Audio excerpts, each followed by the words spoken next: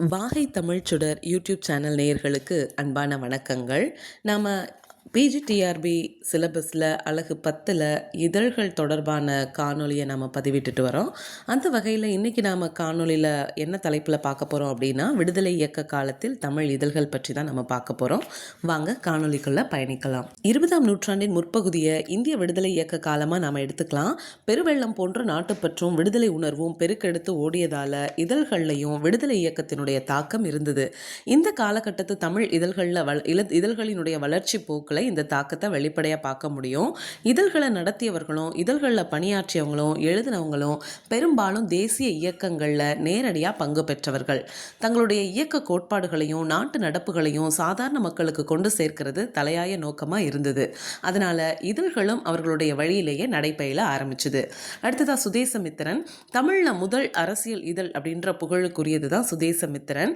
1882 வார இதழாக தொடங்கப்பட்டு 1887 வாரம் மும்முறையாகி 1889 நாள் இதழாக மாறி நடத்தி வந்த ஜி. சுப்பிரமணிய ஐயர் இந்திய தேசிய காங்கிரஸில் தொடக்கத்திலிருந்தே பெரும் பங்கு ஆற்றியவர். இந்த சுதேசமித்திரன் தமிழில் முதல் அரசியல் இதழ் அப்படின்ற பெருமைக்கு உரியது. 1882 வார இதழாகவும் 1887 வார மும்முறையாகவும் 1889 நாளிதழாகவும் மாறியிருக்கு. இதை நடத்தினது யார் அப்படின்னா ஜி. சுப்பிரமணிய ஐயர். இவர் இந்திய தேசிய காங்கிரஸில் தொடக்கத்திலிருந்தே பெரும் பங்கு ஆற்றியவர். அதனால் தேசிய உணர்வின் உந்துதலோடு சுதேசமித்திரனையும் நடத்தியிருக்காரு. 1918 ஏ. ரங்கசாமி ஐயங்கார் இதனுடைய ஆசிரியராக இருந்திருக்காரு. 10 ஆண்டுகளுக்கு அப்புறமா சி.ஆர். சீனிவாசன் இதனுடைய ஆசிரியராகி 50 ஆண்டுகள் இதை நடத்தி வந்திருக்காரு. அதுக்கப்புறமா 1904 மகாகவி சுப்பிரமணிய பாரதியார் சுதேசமித்திரல துணை ஆசிரியராக சேர்ந்திருக்காரு. அக்னி குஞ்சாக விளங்கிய அவருடைய புரட்சி கருத்துகளாலையும் வளமான உரைநடையாலையும் சுதேசமித்திரன் புது பொலிவோடையும் வலுவோடையும் வெளிவந்தது. கவிதையில் உரைநடையின் எளிமையையும் உரைநடையில் கவிதையினுடைய வளத்தையும் ஏற்றிய பாரதியாரினுடைய எழுத்து தமிழ் மக்களினுடைய உயிருக்கு உணர்வூட்டி உணர்வுக்கு உயிர் ஊட்டியது அப்படின்னு சொல்றாங்க. 1904 தான் மகாகவி சுப்பிரமணிய பாரதியார் சுதேசமித்திரன்ல துணை ஆசிரியராக சேர்ந்திருக்காரு. அடுத்ததா இந்தியா இதழ். ஆங்கிலேயர்கள் 1905 வங்காளத்தை மத அடிப்படையில் பிரிச்சப்போ நாடே கொந்தளித்து எழுந்திருக்கு. மகாகவி பாரதியார் இந்திய அரசியலில் தீவிரவாதிகளினுடைய தலைவராக இருந்த பாலகங்காதர திலகரை பின்பற்றி புரட்சி கவிஞராக ஒளிர்ந்திருக்காரு. தன்னை போன்ற தீவிரவாத கருத்து கொண்டவங்களோட சேர்ந்து 1906 இந்தியா அப்படின்ற தமிழ் மாத இதழையும் விஜயா அப்படின்ற தினசரியையும் சூரியோதயம் அப்படின்ற வார இதழையும் பாலபாரதம் அப்படின்ற ஆங்கில வார இதழையும் தொடங்கியிருக்காரு. இதெல்லாம் பாரதியார் தொடங்கிய இதழ்கள். விஜயா, அப்புறமா சூரியோதயம், இதெல்லாம் வார இதழ். விஜயா அப்படின்ற தமிழ் தினசரியையும் சூரியோதயம் அப்படின்ற வார இதழையும் பாலபாரதம் அப்படின்ற ஆங்கில வார இதழையும் தொடங்கியிருக்காரு. மகாகவி பாரதியார் இந்தியா இதழை ஒரு புரட்சிகரமான இதழாக நடத்தியதை அவர் அறிவித்திருந்த அந்த சந்தா விவரத்தின் மூலமே நாம தெரிஞ்சுக்கலாம். இந்தியா இதழுக்கு அவர் அறிவித்திருந்த ஆண்டு சந்தா விவரத்தை பார்த்தோம் அப்படின்னா, எல்லா கவர்மெண்டாருக்கும் ரூபாய் 50, ஜமீன்தார்களுக்கும் ராஜாக்களுக்கும் ரூபாய் 30, மாதம் ரூபாய் 200க்கு மேற்பட்ட வருமானம் உள்ளவர்களுக்கு ரூபாய் 15, மற்றவர்களுக்கு ரூபாய் 3 ஆண்டு சந்தாவாக அவரை அறிவிச்சிருந்தார். ஆங்கிலேய அரசினுடைய கடுமையான போக்கின் விளைவா 1908 மகாகவி பாரதியார் பிரெஞ்சு ஆதிக்கத்திலிருந்து இருந்த பாண்டிச்சேரிக்கு போய் குடியேறியிருக்காரு. அவர் நடத்திய இதழ்கள் சென்னையிலையும் புதுச்சேரியிலுமா வெளிவந்திருக்கு. நிதி நெருக்கடியால் அவரால் தொடர்ந்து நடத்த முடியல. 1910 இந்த இதழ்கள் நின்று போச்சு. பாரதியார் சென்னைக்கு திரும்பியதுக்கு அப்புறமா மறுபடி சுதேசமித்திரன்ல பணியாற்றுறாரு. அவர் தன்னுடைய 39வது வயதிலே காலமாகிட்டதால அவருடைய இதழியல் சாதனைகளும் நடுவுலையே நின்று போச்சு. அடுத்ததா தேசபக்தன். மணி பிரவாளமா மனம் போல பிற சொற்களை கலந்து பத்திரிகைகள்ல பலரும் எழுதி வந்தப்போ நல்ல பழகு தமிழ்ல பத்திரிகையை நடத்தி இதழியல் தமிழுக்கு வளம் சேர்த்தவர் தான் தமிழ் தென்றல் திருவாரூர் விருத்தாச்சல கல்யாண சுந்தரனார், திருவிக்க அப்படின்னு அழைக்கப்படக்கூடியவர். மணிப்பிரவாள நடை அப்படின்றது தமிழையும் வடமொழியும் கலந்து எழுதக்கூடிய நடைக்கு பெயர் தான் மணிப்பிரவாள நடை. வெஸ்லி கல்லூரியில் தமிழ் பேராசிரியராக பணியாற்றி வந்திருக்காரு.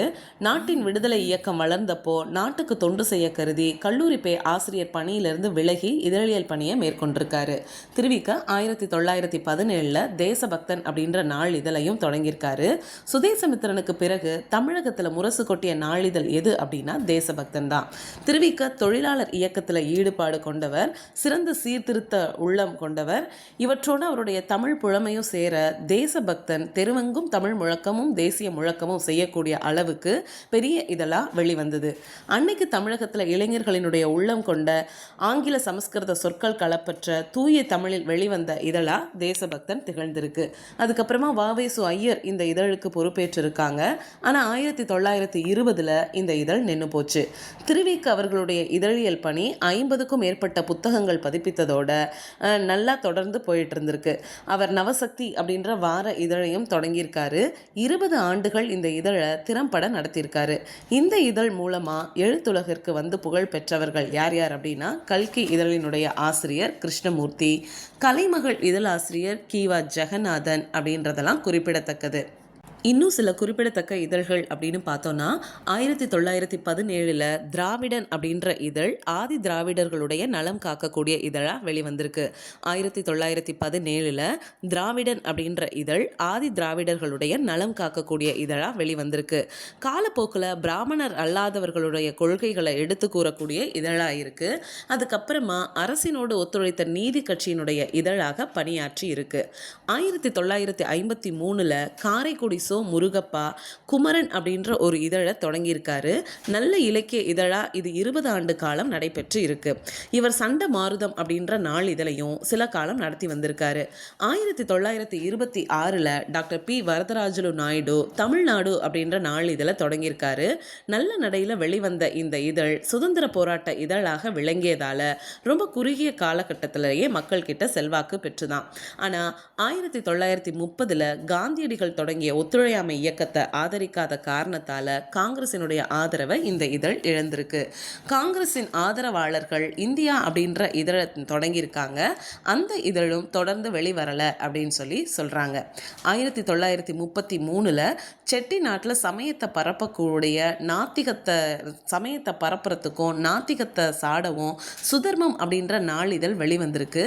ஆனால் குறுகிய காலமே வாழ்ந்து முடிஞ்சிடுச்சு. இதே போன்றே குறுகிய காலமே நடைபெற்ற மற்றொரு நாளிதழ் ஜெயபாரதி. இது ஒரு தேசிய இயக்க இதழ் அப்படின்னு சொல்லலாம்.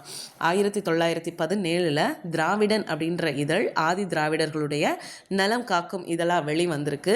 1953 காரைக்குடி முருகப்பா குமரன் அப்படின்ற இதழை தொடங்கியிருக்காரு. இது ஒரு நல்ல இலக்கிய இதழா 20 ஆண்டு காலம் நடைபெற்றிருக்கு. சண்ட மாருதம் அப்படின்ற நாளிதழையும் சில காலம் முருகப்பா நடத்தி வந்திருக்காரு.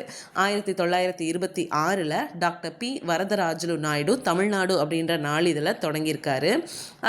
அதுக்கு அடுத்து பார்த்தீங்கன்னா 1930 காந்தியடிகள் தொடங்கிய ஒத்துழையாமை இயக்கத்தை ஆதரிக்காத காரணத்தால் காங்கிரசினுடைய ஆதரவு இந்த இதழுக்கு இல்லாமல் போயிருக்கு.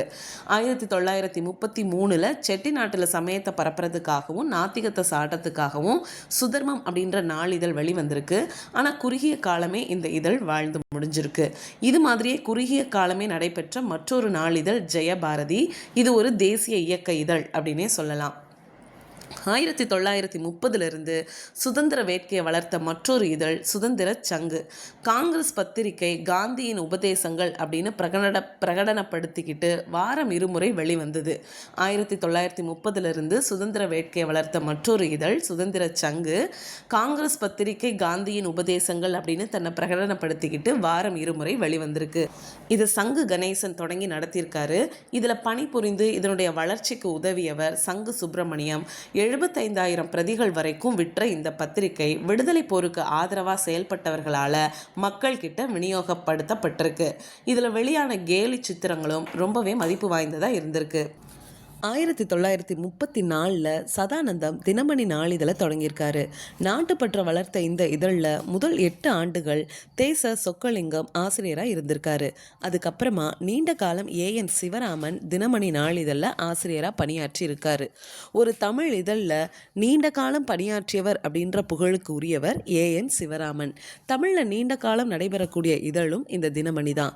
தமிழ் இதழியல் வளர்ச்சிக்கு பெருந்தொண்டு புரிந்தவர்களில் பெரியார் ஈவே ராமசாமியும் இவரும் குறிப்பிடத்தக்கவர். இவர் குடியரசு அப்படின்ற இதழை தொடங்கி நாட்டின் விடுதலை இயக்கத்துக்கு ஆக்கமும் ஊக்கமும் தேடியிருக்காரு. இவர் காங்கிரஸ் கட்சியை விட்டு வெளியேறினதுக்கு அப்புறமா இந்த இதழும் காங்கிரஸ்க்கு எதிராக செயல்பட்டிருக்கு.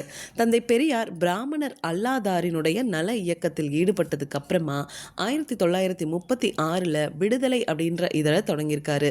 திராவிட இயக்கத்தின் தாய் இதழ் அப்படின்னு இந்த விடுதலை இதழை சொல்லலாம். 1937 ப. ஜீவானந்தம் ஜனசக்தி அப்படின்ற இதழை தொடங்கியிருக்காரு. 1937 ப. ஜீவானந்தம் ஜனசக்தி அப்படின்ற இதழை தொடங்கி நடத்தியிருக்காரு. தமிழ்நாடு இதழில் முதலில் பணியாற்றிய தேச சொக்கலிங்கம், அதுக்கப்புறமா அவரே காந்தி அப்படின்ற வாரம் இருமுறை இதழையும் வந்தே மாதரம் அப்படின்ற நாளிதழையும் தொடங்கி நடத்தியிருக்காரு. 1944 1943 வரைக்கும் தினமணியில் பணியாற்றிய இவர் 1944 தினசரியை தொடங்கியிருக்காரு. இதுக்கப்புறமா ஜனயுகம், பாரதம், நவசக்தி இந்த இதழ்களையும் நடத்தியிருக்காரு. தேசியம் வளர்த்த இதழ் ஆசிரியர்களில் இவரும் குறிப்பிடத்தக்கவர். தமிழ்நாடு இதழில் முதல்ல பணியாற்றிய தேச சொக்கலிங்கம், காந்தி அப்படின்ற வார இருமுறை இதழை நடத்தியிருக்காரு.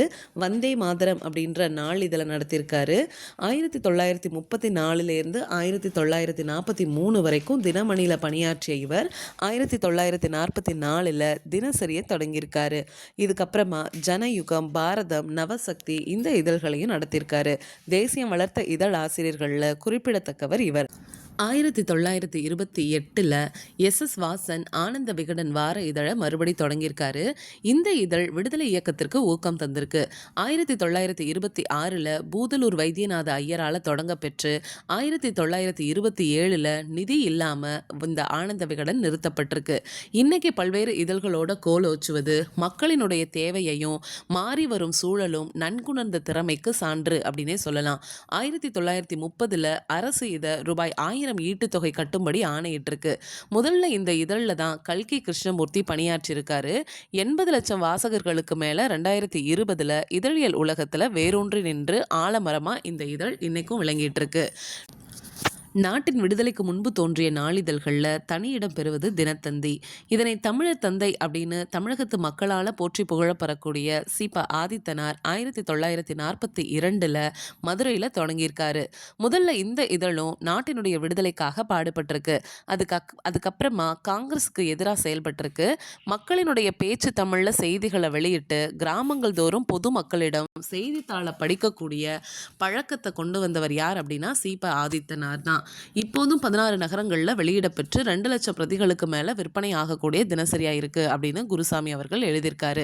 இது மாதிரி இன்னும் பல இதழ்கள் வெளிவந்திருக்கு. பெரும்பாலானவை குறுகிய காலகட்டமே சில இதழ்கள் நடந்திருக்கு.